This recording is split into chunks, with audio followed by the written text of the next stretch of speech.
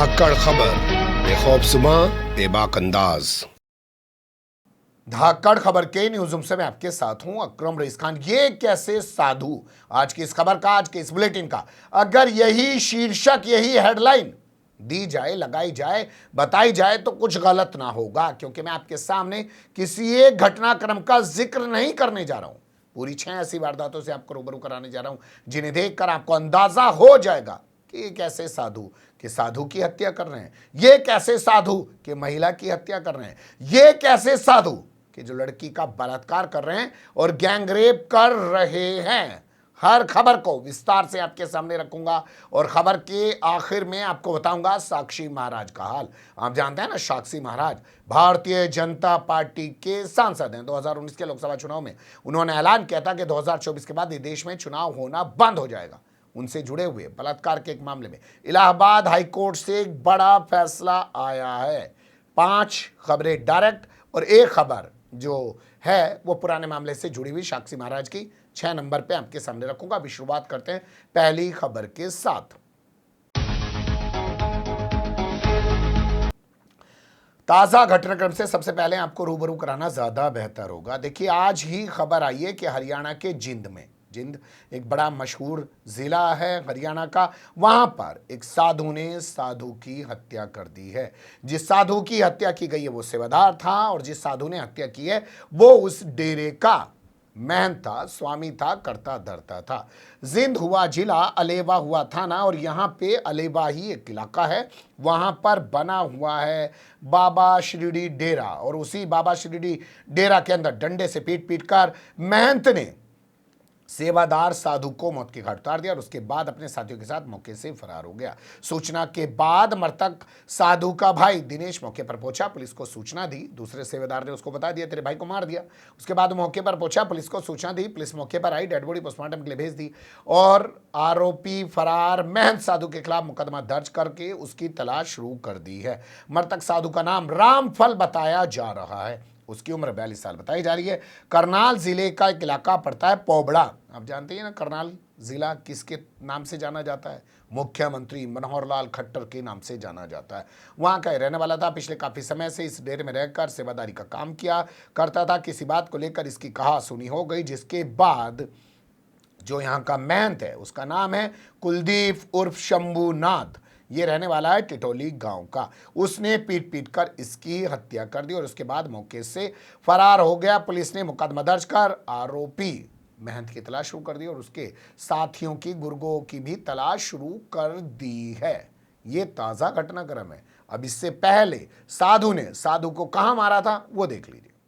ये खबर उत्तर प्रदेश के सहारनपुर से सामने आई है। इस खबर को वैसे मैं पहले आपके सामने उत्तर प्रदेश के जंगल राज से जुड़ी खबरों के ताजा बुलेटिन में भी रख चुका हूं और उसके बाद भी एक बुलेटिन में रख चुका हूं जिसमें हमने दिखाया था कि उत्तर प्रदेश के मुख्यमंत्री जो खुद एक साधु हैं, जब वो 2 बार यानी दूसरी बार उत्तर प्रदेश के मुख्यमंत्री बन जाते हैं, 10 दिन के भीतर 4 साधुओं को कैसे उत्तर प्रदेश में मौत के घाट उतार दिया जाता है। लेकिन अब साधु ने साधु को मारा है, उस क्रम में भी इस खबर को देखना बेहद जरूरी है। सहारनपुर जिला है उत्तर प्रदेश का, मिर्जापुर थाना है और मिर्जापुर थाने का बादशाही बाग एक इलाका है। वहां पे एक साधु है, वो वहां पे कुटिया डाल के काफी समय से रहता है। उसके पास एक दूसरा साधु आ जाता है।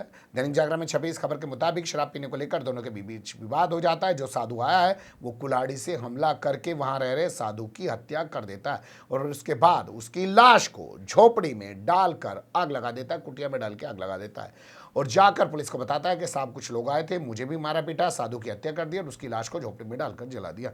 पुलिस ने जब उससे शक्ति से पूछताछ की तो पूरे मामले का खुलासा हो गया कि असल में इसी साधु ने उस साधु की हत्या की है। आरोपी साधु का नाम हमारे पास है, जिसको प्रवेश गिरी बताया जा रहा है। यमुनानगर जिला पड़ता है हरियाणा का, वहां का रहने वाला है और वहां से आकर इन्हें सहारनपुर के मिर्जापुर में इस वारदात को अंजाम दिया। मृतक साधु हिमाचल प्रदेश का रहने वाला बताया जा रहा है।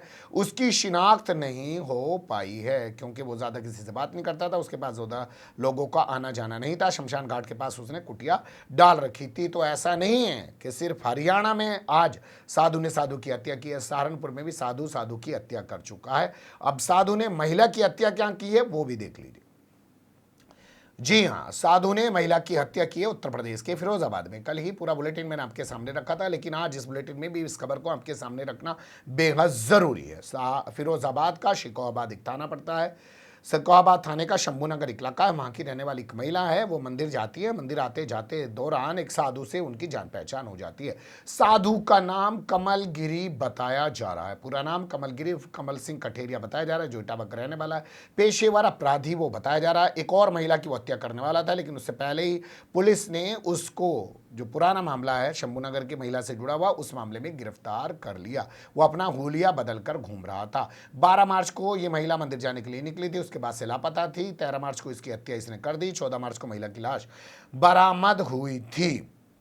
अब इसने हत्या की थी मजार पर ले जाकर। इस घटना को जब कल खबर के रूप में हमने आपके सामने रखा था, तो ये भी बताया था कि एक साधु है और हिंदू महिला को ले जाकर मजार पर क्यों मार रहा।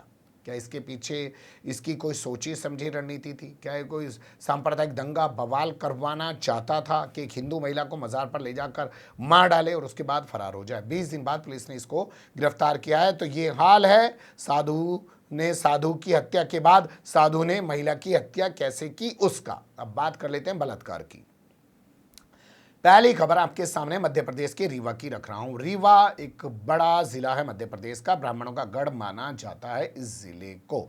यहां क्या हुआ है? सिविल लाइन थाना है, सिविल लाइन थाने का गेस्ट हाउस है। वहां पे एक साधु महाराज रुके हैं, कथावाचक माने जाते हैं, बड़े ही हाई प्रोफाइल माने जाते हैं। इंटरनेट सोशल मीडिया की दुनिया में बड़े बड़े मुख्यमंत्री और मंत्रियों के साथ उनके फोटो, बड़े बड़े कारोबारी के साथ उनके फोटो नजर आते हैं। उन्होंने एक लड़की को पहले दारू पिलाई, फिर उसको बेहोश किया और उसके बाद बलात्कार किया। उसके साथ इस वारदात को अंजाम दिया अपने साथियों के साथ मिलकर। लड़की ने सिविल लाइन थाने में FIR दर्ज करा दी।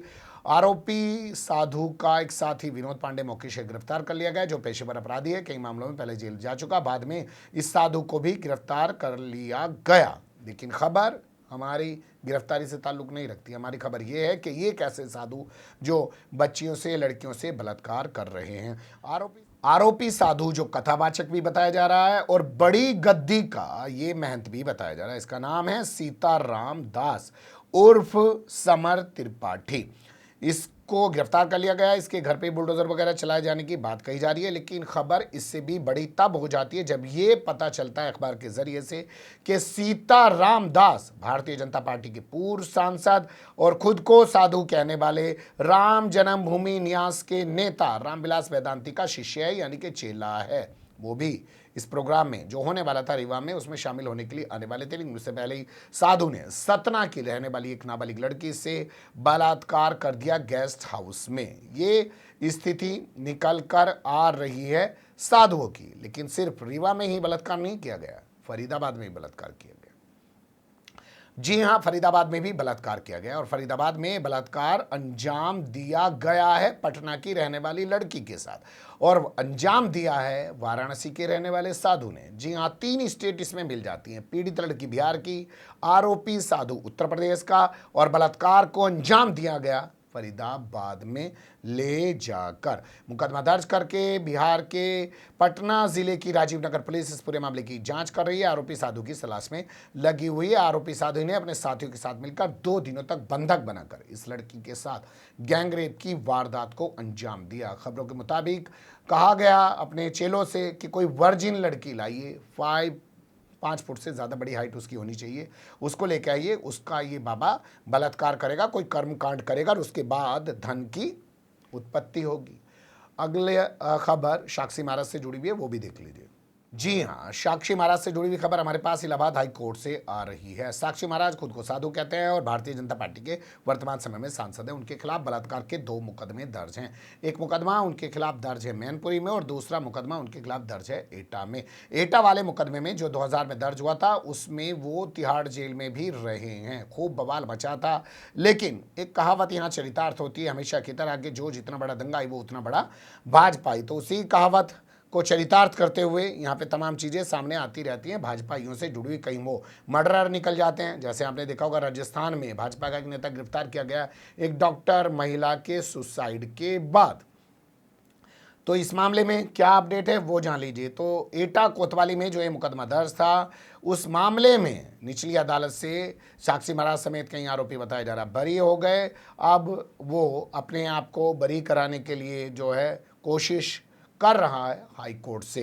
पूरा नाम सच्चिदानंद हर्ष साक्षी बताया जाता है, उर्फ साक्षी महाराज बताया जाता है।